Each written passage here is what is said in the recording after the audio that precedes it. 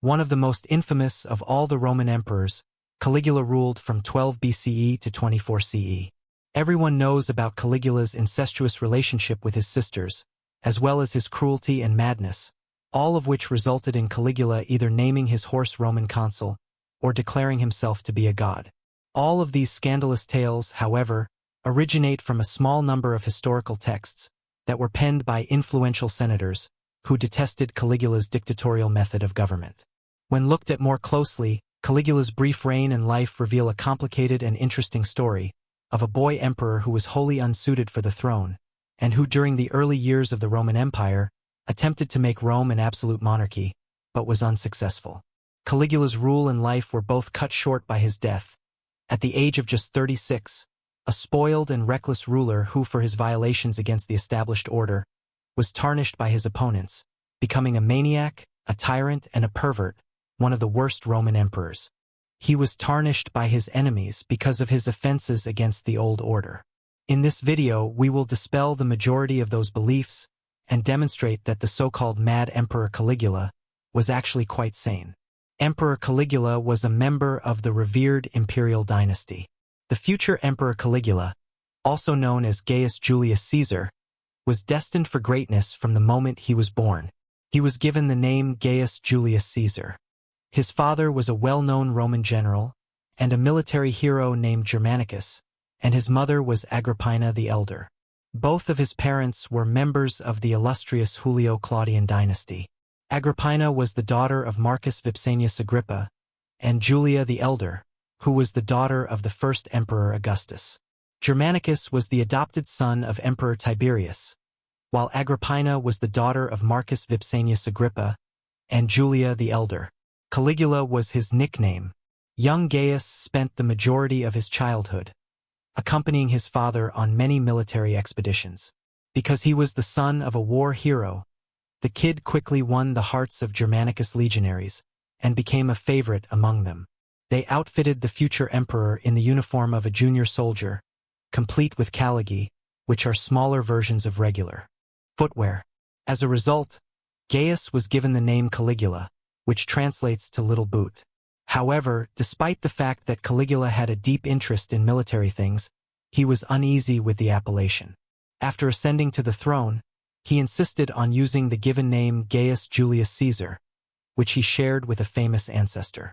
Julius Caesar was Caligula's namesake. Caligula lost his father early.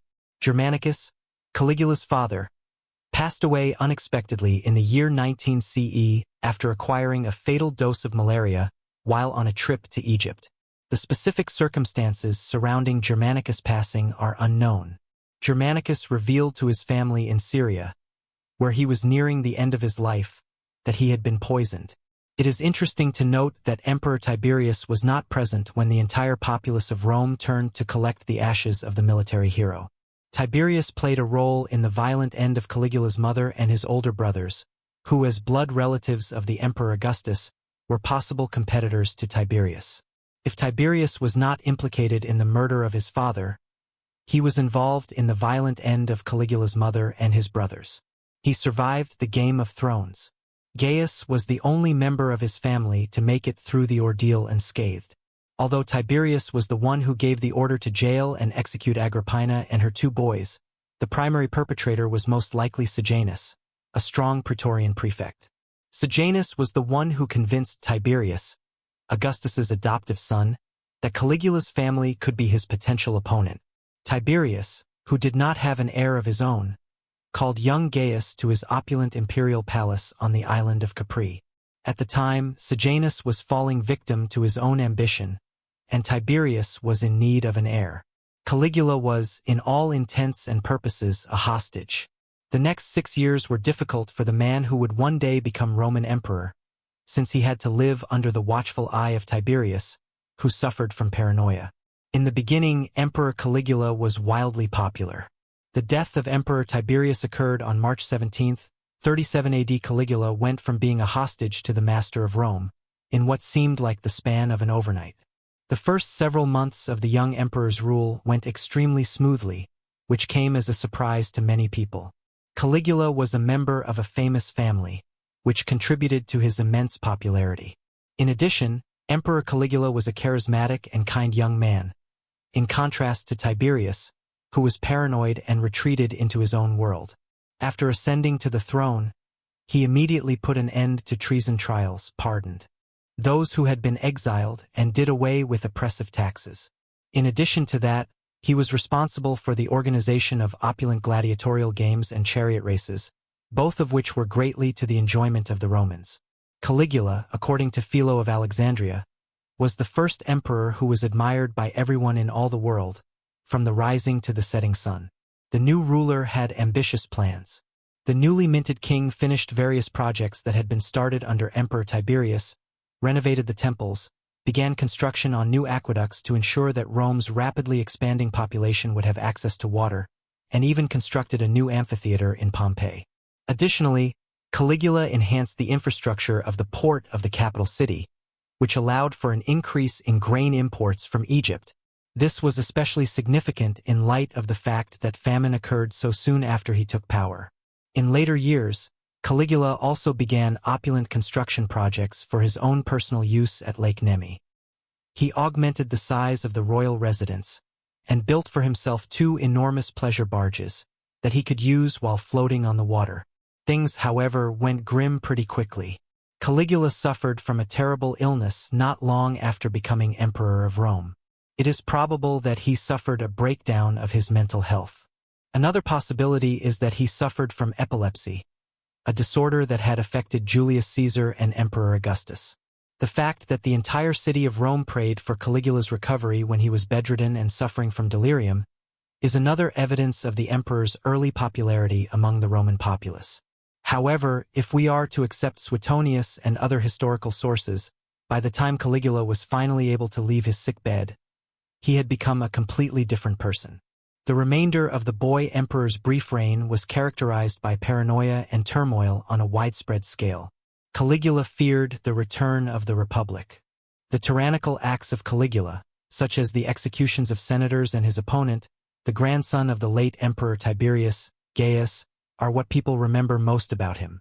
Given Rome's long tradition of political maneuvering within its court, Gaius may have planned a coup against Caligula while the latter was unconscious. The most disappointing aspect, though, is that the situation did not improve despite Caligula's absence. The provinces were administered by governors, while the Senate held meetings and issued decrees. In the early days of the Roman Empire, Rome did not require an emperor in order to function. A good number of senators continued to harbor the dream of re-establishing the Roman Republic. Caligula waged war with the Senate. It should come as no surprise that Caligula, who ruled Rome at the time, detested the Senate. The approach that had been followed by the emperor's predecessors, beginning with Augustus, who had deliberately feigned to be a mere princeps, the first citizen, was abandoned by the emperor, who was intent on demonstrating who holds the real power. He even went so far as to personally assassinate senators whom he considered to be a danger to his power. Ironically, Caligula was able to find the reason in his own family history, as his renowned ancestor Julius Caesar had also been a victim of a senatorial plot. This allowed Caligula to justify his own actions. In addition, both Augustus and Tiberius were known to have imprisoned and even put to death senators and other potentates whom they regarded to be a threat to the empire. Caligula never made his horse a consul. The emperor's deep-seated antipathy against the Senate brought him into direct conflict with many of Rome's most influential political figures. Caligula, on the other hand, was adamant about proving to the senators that he was in charge of everything. It is common practice to use the story of Caligula's beloved racehorse Incitatus being appointed to the position of consul as an illustration of the man's insanity. Suetonius, however, who is our primary source for this event, lived several years after Caligula's death and was himself a senator. At the time of his death, instead, the narrative of Incitatus ought to be seen as the emperor's practical joke, which was played on the senators in order to demonstrate how pointless their work was, given that even a horse could accomplish it more effectively. Above all else, it was a display of Caligula's absolute dominance over the situation. He did not declare war on the sea. According to Suetonius, after Caligula's invasion of Britain was unsuccessful, the emperor declared war on Neptune, the god of the sea, and ordered the waves to be lashed. In addition, he gave the command for legionaries to gather seashells as rewards for the fight. Actions of insanity or retribution for disobedience, the act of collecting seashells was obviously humiliating, but it was better than the alternative, which was to decimate the population by killing 1 out of every 10 men. Or perhaps the soldiers were never required to collect shells and instead received orders to construct tents. The Latin word muscula, which was used to describe the shells, was also used to refer to engineering tents. It is possible that the tents are a reference to the erection of a military camp on the French side of the Channel, which was utilized by Caligula's successor Claudius as a staging area for the conquest of Britain in 43 CE. Caligula had a special relationship with his sisters. Another infamous tale written by Suetonius portrayed the opulent banquets hosted by Caligula, where the boy emperor engaged in sexual activity with his sisters in front of shocked visitors. Caligula's favorite was Drusilla. In fact, he loved her so much that he made her his successor, and after she passed away at a young age, he elevated her to the status of a goddess. On the other hand, the historian Tacitus, who was born 15 years after Caligula's death, claims that the incestuous relationship was nothing more than a myth. Philo of Alexandria, who was present at one of such meals, omitted to comment on any scandalous happenings that took place. It is extremely likely that the senators plotted to overthrow Emperor Caligula by using the intimate tie that he shared with his 3 sisters as a weapon against him. He admired Hellenistic kings. It is probable that Caligula's developing preoccupation with the East was related to Caligula's close relationship with his sisters. If the rumor that this relationship existed is accurate, incestuous marriages were the means through which the Hellenistic monarchs, and in particular the Ptolemaic kings, kept their royal bloodlines. It is possible that Emperor Caligula wanted to maintain the integrity of the Julio-Claudian bloodline by having a connection with Drusilla, which has been suggested. The Roman elite, on the other hand, considered the emperor's preoccupation with the Hellenistic East to be completely un-Roman and an example of an absolutist style of leadership that ran counter to Roman tradition. The emperor declared himself a god. One of the most notorious incidents of Caligula's brief reign occurred as a direct result of his obsession with the Hellenistic East. Suetonius states that the insane emperor proclaimed himself to be God at one point. Beginning with Alexander the Great, the Hellenistic monarchs, whom Caligula saw as a model, were practically routinely deified. Caligula saw this as a model for his own rule. However, the fact that Caligula gave himself the same position in Rome was certain to fail, since the senators interpreted such an act as clear and definitive proof that the emperor was insane. The fact that Caligula also announced his plan to shift the capital of the Roman Empire to Alexandria, a place that the senators could not enter without the approval of the emperor, was not helpful. Caligula was ahead of his time. Both Caligula's fascination with the Hellenistic East and his efforts to create authoritarian control were important contributors to his undoing. However, at the turn of the century, a significant shift had taken place in the situation. Few people complained when Emperor Domitian proclaimed himself to be both master and god, and as the ages went by, the republican traditions died out and were succeeded by the rule of the emperors, for whom the leniency of Caligula would have been inappropriate. While Emperor Aurelian reigned with an iron hand, Emperor Diocletian transformed Rome into an openly absolutist monarchy by establishing the dominate. Under this system, the emperor was elevated to the status of a godlike king, and the Senate was relegated to a purely ceremonial role. Boy emperor caused his own downfall. Although he had the backing of the populace and the army, Caligula, often known as the living god, was too young, inexperienced, and impulsive to take on the Senate. While Caligula was sitting on the throne, senators had contacts, and as a result, senators had a concealed grasp on all levels of power. The Senate, on the other hand, was powerless to take any action, because Caligula was shielded by the Praetorian Guard. As a result, the Senate was presented with a once-in-a-lifetime opportunity to act, when Caligula insulted one of the Praetorians, an experienced officer by the name of Cassius Chaerea. Caligula's death changed nothing.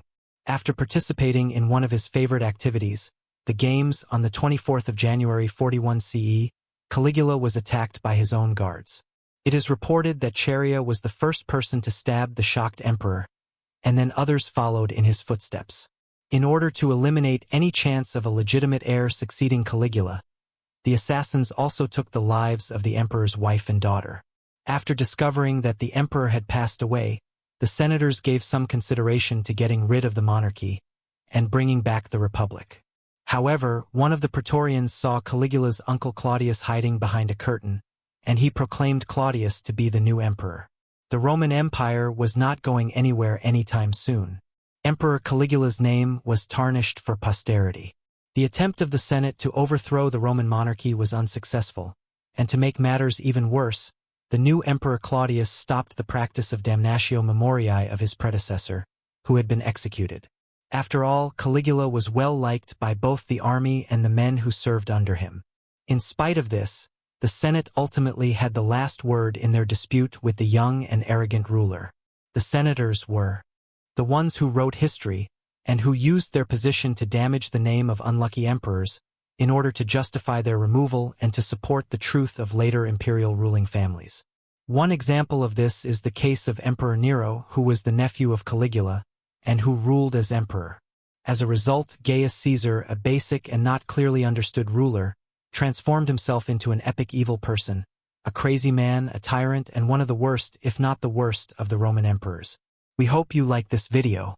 Subscribe to the channel if you are a history lover, and please let us know about what culture or time period we should talk about. Also, watch another video here.